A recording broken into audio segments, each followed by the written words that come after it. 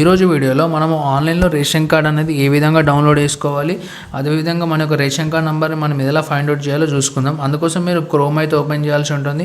Once మీరు chrome open చేసిన తర్వాత ఇక్కడ మీరు ఎఫ్ఎస్సి సెర్చ్ అని చెప్పేసి ఎంటర్ చేయాల్సి ఉంటుంది. ఎఫ్ఎస్సి సెర్చ్ ఎంటర్ చేసిన తర్వాత TSC FSC ration card search అని చూపిస్తుంది. సో ఇక సైట్ ఓపెన్ అయిన తర్వాత ఇక్కడ మనకు రేషన్ కార్డ్ నెంబర్ అని ఒక సెక్షన్ అయితే చూపిస్తుంది.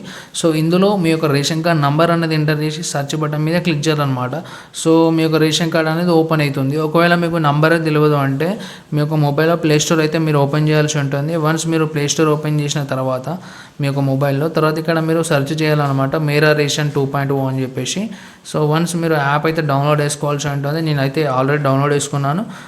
ఓపెన్ బటన్ మీద క్లిక్ చేయాలన్నమాట. మనకు యాప్ అనేది ఓపెన్ అయిపోతుంది. ఈ విధంగా ఇంటర్ఫేస్ చూపిస్తుంది. సో ఇక్కడ మీ యొక్క ఆధార్ కార్డ్ నెంబర్ అడుగుతుంది అనమాట. బెనిఫిషియరీ అయితే లాగిన్ అయితే కావాలి.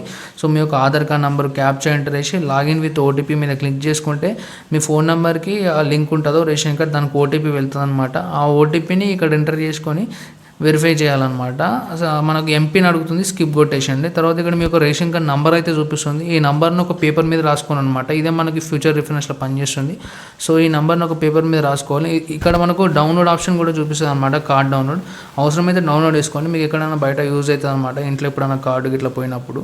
సో తర్వాత మనము మళ్ళీ బ్యాక్ వచ్చేసి మనం ఏదైతే సైట్ ఓపెన్ చేసిన ఇంతకుముందు ఆ సైట్లోకి వెళ్ళి మళ్ళీ ఇక్కడ మీ యొక్క రేషన్ కార్డ్ నెంబర్ ఇంతకుముందు మనం చూసుకున్నాం కదా, ఆ రేషన్ కార్డ్ నెంబర్ని ఇక్కడ ఎంటర్ చేయాలన్నమాట.